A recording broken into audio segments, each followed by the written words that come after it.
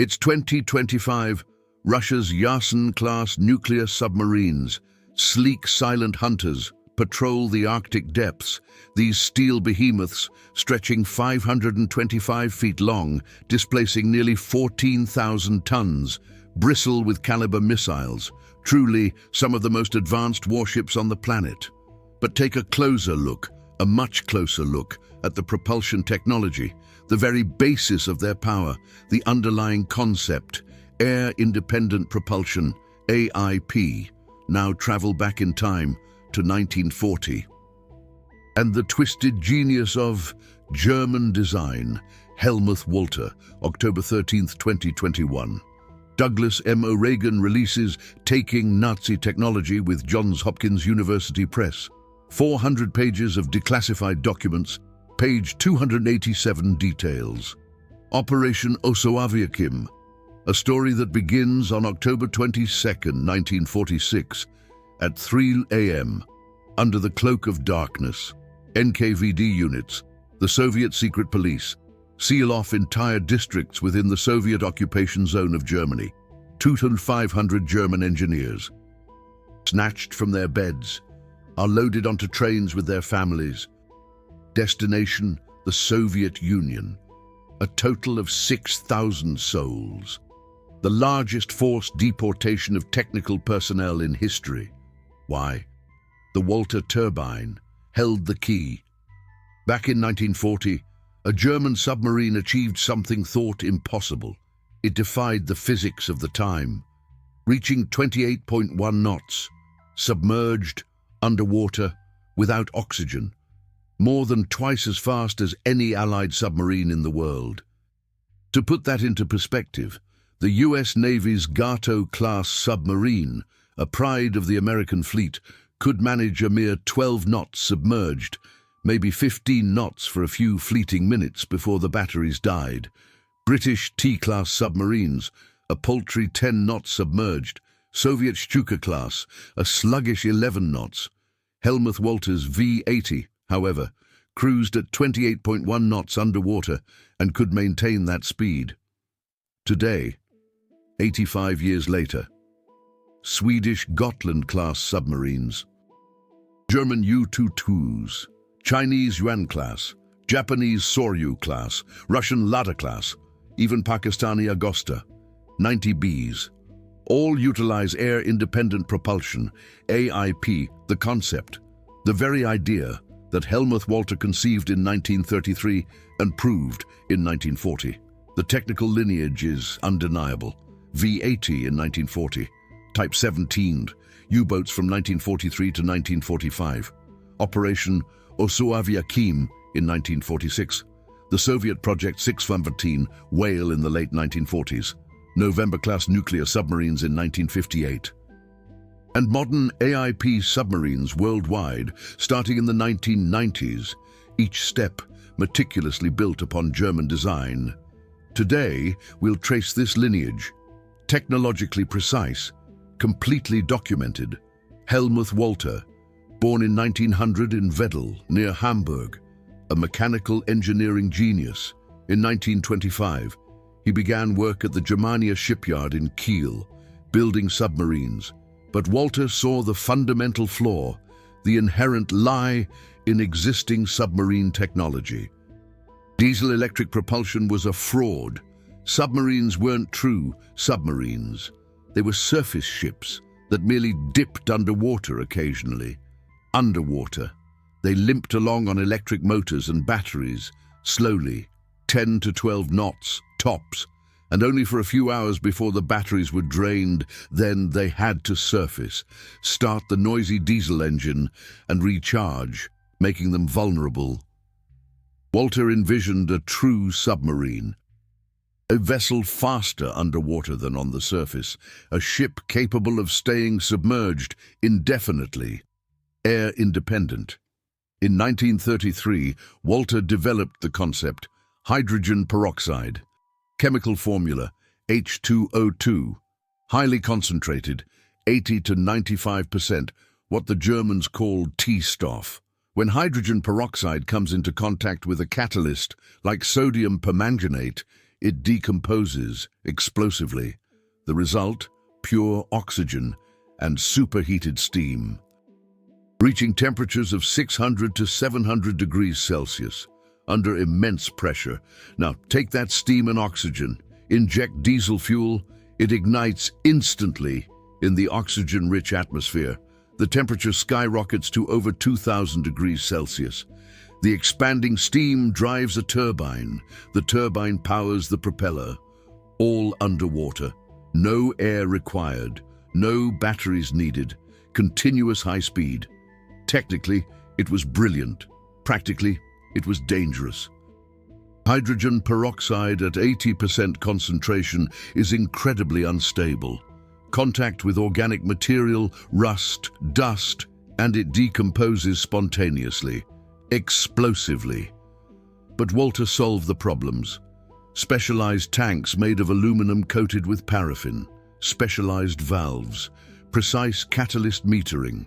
In 1939, the German Navy, the Kriegsmarine, awarded Walter a contract: build an experimental submarine, prove the concept. The V-80 was built in 1939 at the Germania shipyard. 80 tons displacement, 70 feet long, a mere 7 feet in diameter, tiny, an experimental toy. But on April 14, 1940, in the Bay of Kiel, the V-80 changed the history of submarine warfare forever. A test run. The V-80 submerged to 100 feet. Hellmuth Walter himself was on board with a crew of 3. Walter gave the order, full power. The turbine whined. The tiny submarine shot through the water like a torpedo. 28.1 knots submerged, 32 miles per hour, underwater. Let me put that number into context. The fastest American submarine in 1940 was the Gotland-class, 11 knots submerged, max. For maybe 30 minutes before the batteries were drained, British submarines were similar, 10 to 12 knots. Soviet submarines even slower. Most submarines managed a mere 8 knots submerged, sustained. The V-80 was more than twice as fast, and it could maintain that speed as long as there was hydrogen peroxide and fuel. Imagine the tactical implications. A submarine faster than most surface warships. A submarine that could overtake convoys while remaining submerged. A submarine that could outrun destroyers. A submarine that could hunt aircraft carriers. The Kriegsmarine officers witnessing the tests were shocked. Vice Admiral Karl Dönitz, commander of the submarine fleet, demanded immediate mass production. But there were problems. Hydrogen peroxide was difficult to manufacture. It required specialized chemical plants. And Germany in 1940 had other priorities. France had just fallen. The Battle of Britain loomed. Operation Barbarossa was on the drawing board. Experimental submarine technology was not considered urgent. Walter received a second contract. Build a larger operational submarine, the Type 17. Development took 3 years. The problem wasn't the turbine. The turbine worked perfectly. The problem was integration. A 500-ton submarine with enough fuel and hydrogen peroxide for operational range, with torpedoes, with crew quarters, with control systems. Everything had to be compatible with highly concentrated hydrogen peroxide. A single leak could destroy the entire submarine in seconds. By 1943, the design was finalized. The Type 17B, 312 tons surfaced, 357 tons submerged, 136 feet long, 2 torpedo tubes, a crew of 19 men, and the Walter Turbine, 2,500 horsepower. Top speed submerged, 25 knots sustained, peaks of 26 knots possible. Blohm & Voss in Hamburg received the construction contract. 3 submarines were ordered: U-11405, U-11406, U-11407. U-11405 was completed in December 1944, U-1406 in February 1945, U-1407 in March 1945. Too late, Germany was losing the war. The 3 Type 17 submarines conducted test runs, but no combat patrols. On May 7th, May 1945, just one day before Germany's surrender. The crew of U-1407 scuttled their submarine in the Cuxhaven harbour. U-1405 and U-1406 were found intact by British troops. And then the race began. British naval engineers reached Cuxhaven on May 9, 1945. They found U-1407 in only 33 feet of water, sitting upright in the mud. Salvage operations were immediately ordered. A month later, in June of 1945, U-1407 was raised. The British were astonished at its condition. The submarine had been deliberately sunk, but was barely damaged. The Hellmuth Walter Turbine was intact. Hellmuth Walter himself was interrogated by British officers. He cooperated fully. Walter wasn't a Nazi. He was an engineer who wanted to solve a technical problem. The British offered him a deal. "Come to England, help us understand this technology." Walter agreed. July 1945. U-1407 was towed to Barrow-in-Furness, to the Vickers shipyard. There, it was extensively examined. Every component was photographed, measured, tested. British engineers were both impressed and alarmed. Impressed by the engineering, alarmed by the danger. T-Stoff, highly concentrated hydrogen peroxide, was extremely unstable. September 1945, U-1407 was repaired and recommissioned. New identity, HMS Meteorite. Pennant number, P326. The only German submarine to ever serve in the Royal Navy. Sea trials began in October 1945. The HMS Meteorite reached 25 knots submerged during initial tests. British naval inspectors wrote in their reports, "Incredible speed. Nothing in the Royal Navy can keep up with this submarine underwater. The tactical possibilities are revolutionary." But the reports also contained warnings. One engineer wrote, "Hydrogen peroxide is too unstable for regular naval service. The risk of spontaneous explosion is unacceptable. A leak into the crew compartments would be fatal. Contact with seawater could trigger a catastrophic reaction." The Royal Navy continued further tests anyway. In 1946 and 1947, HMS Meteorite operated in the Irish Sea and off the coast of Scotland.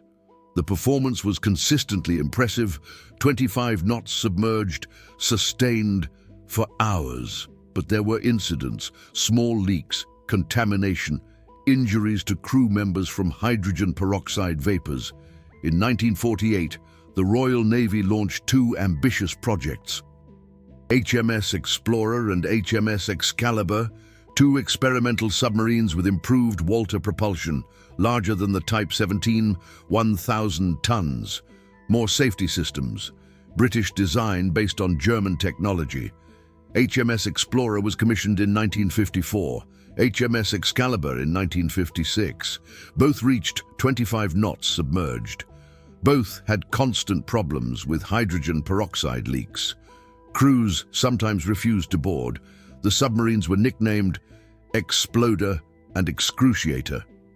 In 1958, the Royal Navy gave up. HMS Explorer and HMS Excalibur were decommissioned in 1965. The official reason: too dangerous for operational service. The Americans had come to the same conclusion. The US Navy had studied German hydrogen peroxide turbines, built prototypes, and cancelled all projects in 1950. Too dangerous. But the Soviets had a different view. October 22nd, 1946, 3:01 a.m. The sun had not yet risen over the Soviet occupation zone.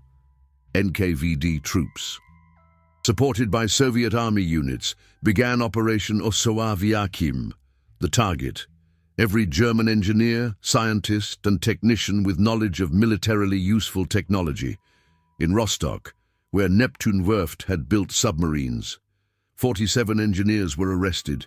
In Lübeck, 33. In Berlin, 189. Throughout the Soviet zone, 2,500 people, plus 4,000 family members. More than 6,000 people in total. They were loaded onto trains. The trains headed east. Destination: Soviet Union. Among the deportees were 127 engineers who had worked on submarine projects. Many knew about the Walter Turbine. Some had worked on Type XVIIs. The Soviets were particularly interested in one technology, Type XVIII, a planned Walter submarine with 2,500 tons displacement and 24 knots sustained speed submerged. Germany had started the design in 1943, but never built a Type XVII. The plans existed, completely. The Soviets wanted those plans, and they wanted the engineers who could read them. The deported German engineers were taken to secret design bureaus in the Soviet Union, TSKB-18 in Leningrad, TSKB-29 in Gorky. There, they worked under Soviet supervision. The goal: to design Soviet submarines with air-independent propulsion. Project 6117 began in 1947. Codename Kit, Whale. It was to be the first Soviet submarine with closed-cycle propulsion. The German technology formed the basis. But the Soviets didn't want to use hydrogen peroxide. Too dangerous, too difficult to produce. They experimented with other systems. Oxygen plus diesel in a closed cycle. The exhaust gases were passed through calcium hydroxide to remove CO2. And then, in 1949, everything changed. The Soviet Union detonated its first atomic bomb, Project RDS-1. The Cold War escalated. Nuclear-powered submarines suddenly became possible. America announced USS Nautilus in 1951. The first nuclear-powered submarine. The Soviet Union had to respond. Project 6117 Kit was put on hold in 1952. Not cancelled, put on hold. The Soviet Union had a new priority, nuclear propulsion. But the German knowledge of air-independent propulsion was not lost. It flowed into another project, the November-class nuclear submarines. The November-class, Soviet designation Project 627, was the first Soviet nuclear-powered submarine, commissioned in 1958. But look at the design closely, the hull shape, the arrangement of ballast tanks, the control system. It's not based on Soviet design, it's based on the German Type Vestupin design from 1943. Type Vestupin was Germany's other revolutionary submarine. Not Walter Turbine, but optimized electric propulsion, streamlined shape, 17.2 knots submerged on batteries, for short periods, faster underwater than on the surface. 121 Type Vestupin submarines were built. 118 were completed by the end of the war. Only 2 conducted war patrols, but the design was revolutionary. May 1945. Soviet troops captured the Schickau shipyard in Danzig. There, they found 4 Type Vestupin submarines in various stages of construction. The Soviets completely dismantled them, transported all the parts to Leningrad, and studied every detail. Type Vestupin became the basis for all Soviet submarines of the post-war era, Whiskey-class, Zulu-class, and finally, the November-class nuclear subs. The German engineers of Operation Osoaviakhim were directly involved. Leningrad's TSKB-18 Design Bureau employed 247 German specialists until 1953. They transferred Type Vestupin technology into Soviet designs. They integrated German battery systems, German hydraulics, German control systems, and they retained the knowledge of Walter turbines for later. In 1958, the K-3 Leninsky Komsomol, the Soviet Union's first nuclear submarine, was launched. A November-class, displacing 5,000 tons submerged, reaching 30 knots underwater, with practically unlimited range. A monster.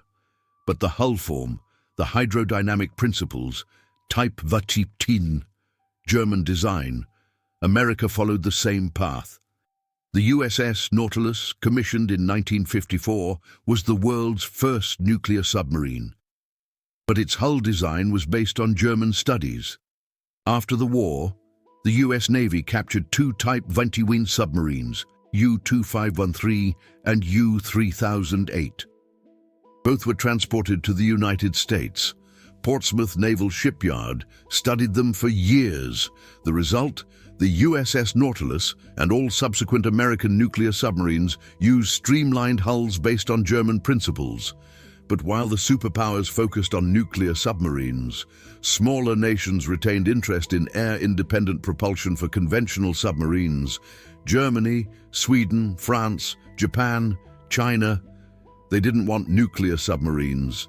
Too expensive, too large, too politically sensitive. But they wanted submarines that could stay submerged for long periods. Walter's dream, true submarines. The 1980s brought the breakthrough.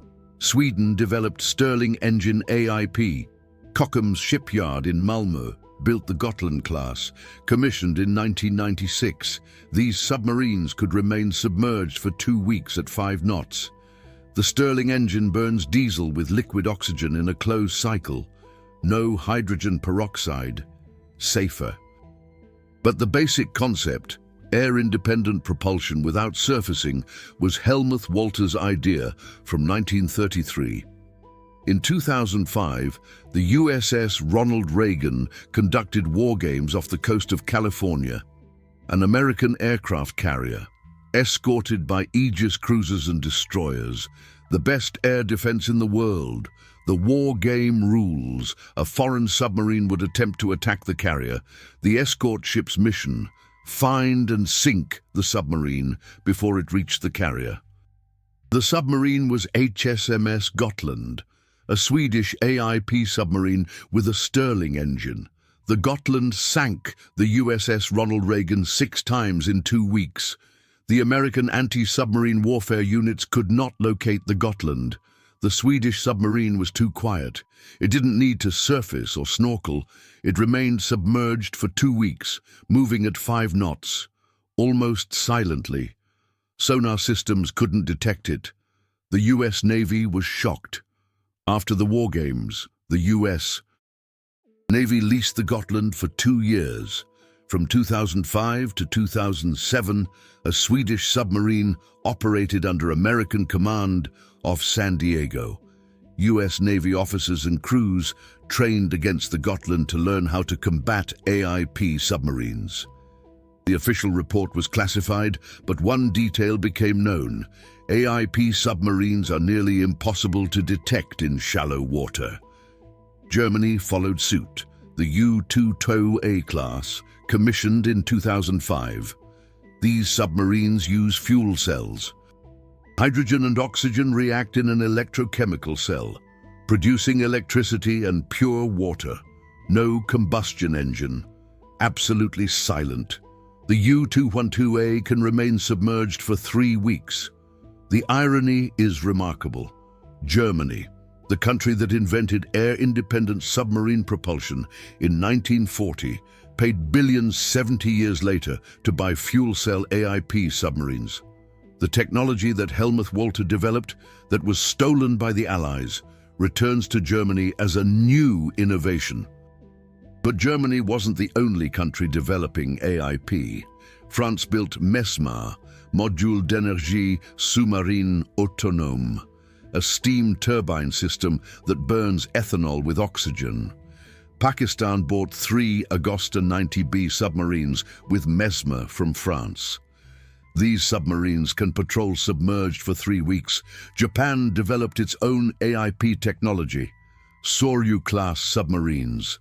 Commissioned in 2009, use Swedish Stirling engines under license.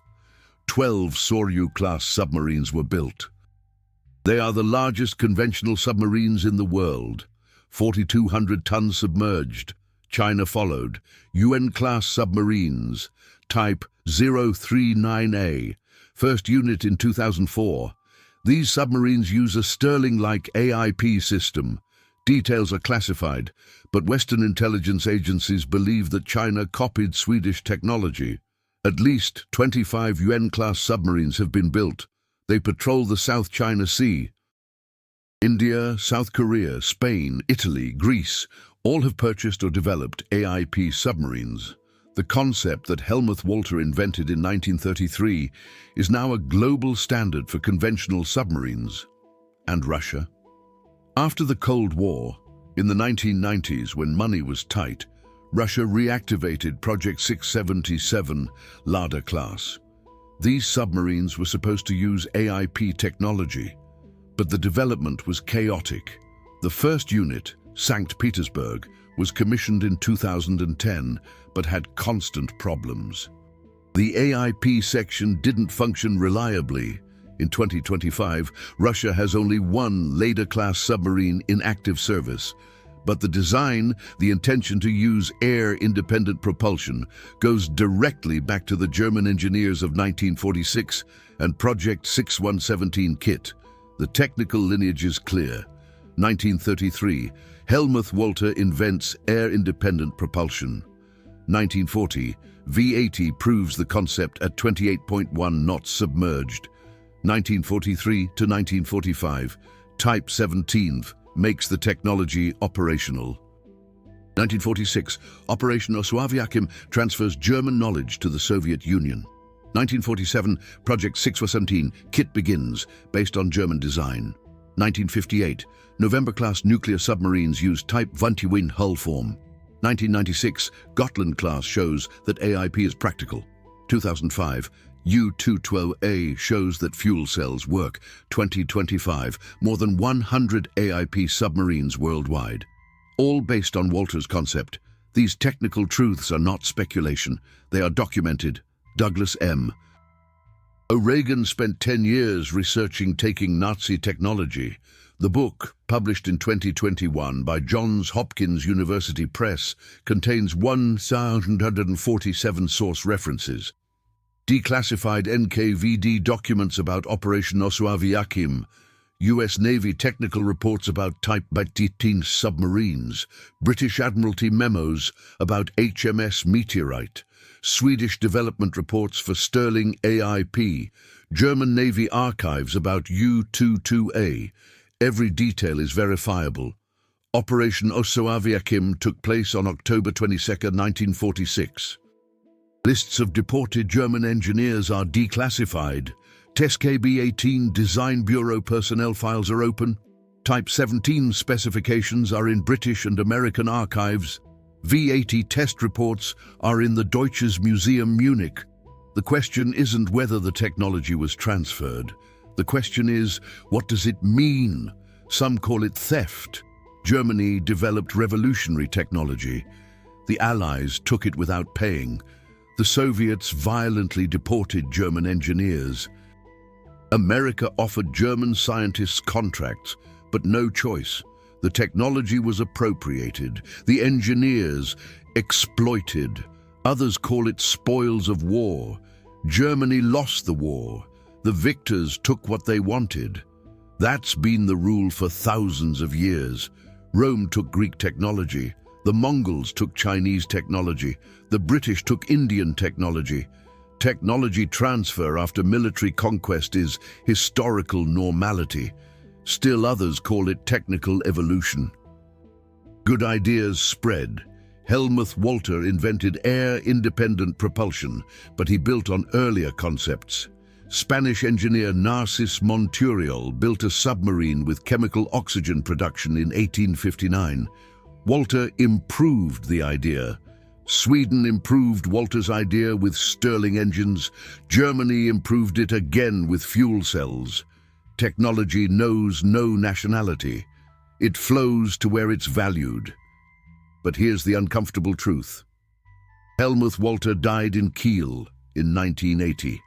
Largely forgotten. He never received significant recognition for his work. No patent fees for AIP technology that's used worldwide.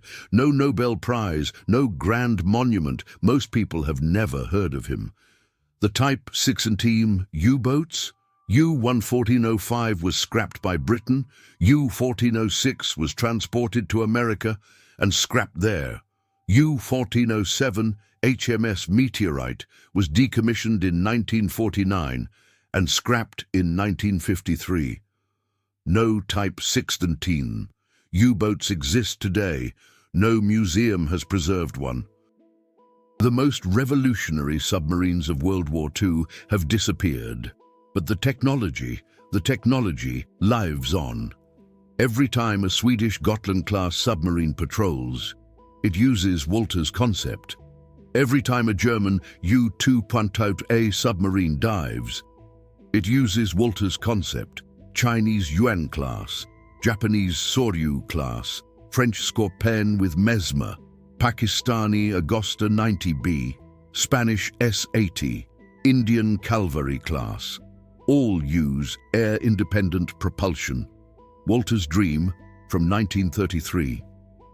85 years later, more than 100 submarines worldwide operate with AIP technology. These submarines represent investments of more than $50 billion. They are critical components of maritime defense for 20 nations. They can stay submerged for weeks, almost impossible to detect, lethally effective. And every single one is based on a concept that a German engineer invented in 1933. Modern warfare uses German technology daily, but not just submarines. Remember the previous videos? Me-262 swept wings are in every Boeing and Airbus. V2 turbopumps are in SpaceX Raptor engines. Nebelwerfer concept is in HIMARS. MG-42 mechanism is in every modern machine gun. Maybach engine principles are in Leopard 2, BMW 801. Commando Gerät is FADEC in every jet. The list is endless. Rockets, jet engines, computers, infrared sights, night vision devices, guided missiles, helicopters, jet bombers. All have documented connections to German research in World War II. Douglas O'Regan wrote in Taking Nazi Technology. The technological transfer from 1945 to 1950 was the largest transfer of knowledge in history. Thousands of German scientists, tens of thousands of patents, hundreds of thousands of pages of technical documentation. The result shaped the technology of the late 20th century. That's no exaggeration. That's documented history. If you want to understand how modern technology works, you must understand German war research, not because Germany was superior, but because Germany innovated out of desperation. Total war against overwhelming opponents forced extreme innovation. And that innovation, captured and disseminated, became the basis of post-war technology. Hellmuth Walter's legacy isn't the V-80, not Type 17, not even the Walter Turbine itself. His legacy is the idea that submarines can be true submarines, that they don't have to surface, that they can stay in the depths for weeks, silently, lethally. That idea now exists in more than 100 submarines worldwide.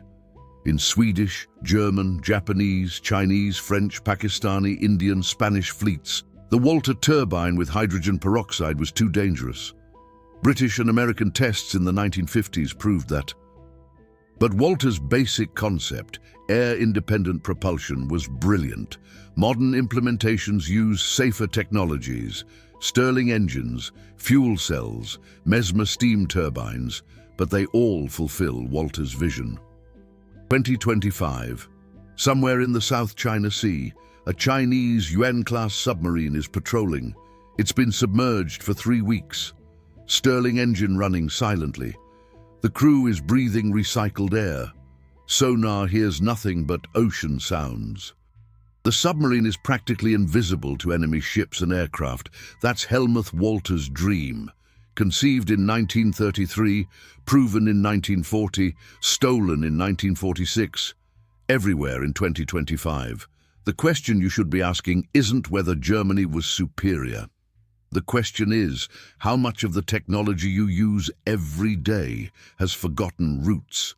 your smartphone, German transistor research, and Konrad Zuse computer principles, your airplane, Me 262 swept wings and BMW 801 engine control, GPS, V2 gyroscope technology, your washing machine, drum design from AEG 1930s. Technology has origins. These origins are often complicated, often forgotten, but they exist. Hellmuth Walter will never receive the recognition he deserves. Too many political complications, too much uncomfortable history, but every time an AIP-powered submarine leaves the dock, his work lives on. This isn't nostalgia. This isn't nationalism. This is technical genealogy. Understanding where our technology comes from helps us understand where it's going. 85 years after V-80, 80 years after Operation Osoaviakhim, we have more than 100 submarines worldwide using concepts that a German engineer devised. These submarines cost billions. They are war-winning weapons. They are based on research that was systematically captured. If this technical documentation fascinates you, if you want to understand how deep the connections between German war research and modern technology go, then support this channel with super thanks. This research requires access to archives, declassified documents, technical databases. Every contribution helps me reveal more forgotten technical history. The Walter Turbine was a marvel of engineering, too dangerous for regular use, but the concept survived. 85 years later, air-independent propulsion, or AIP, is standard. Sweden, Germany, Japan, China, France, Pakistan, India, Spain. They all use AIP, all fulfilling Hellmuth Walter's vision, all building upon technology that was systematically transferred in 1946. The Soviets called it Operation Osoaviakhim. The Americans called it Operation Paperclip. The British called it Operation Surgeon. The names vary. The result is identical. German technology was captured, copied, improved upon, and disseminated. The outcome shaped the world we live in today. What are your thoughts? Was this theft or legitimate spoils of war? Should Germany receive royalties for AIP technology that's used globally? Or is technology the shared heritage of humanity? Once it exists, share your thoughts in the comments below. This discussion is more important than you think. It shapes how we think about intellectual property, technological transfer, and the ethics of innovation. Walter's V-80 achieved 28. One not submerged in 1940. Modern AIP submarines achieve 5 to 8 knots sustainably, but they can remain submerged for weeks. Is that progress or regression? The answer is complicated. Walter optimized for speed. Modern AIP optimizes for endurance and stealth, different tactical priorities, but both fulfill the same goal. True submarines that don't need to surface. 85 years of technical evolution, based on a German idea from 1933. This is the story no one tells you. This is the technological genealogy that shapes our modern world, and that's just one example. There are dozens more, hundreds more. The question is, are you ready to discover the true story of technology?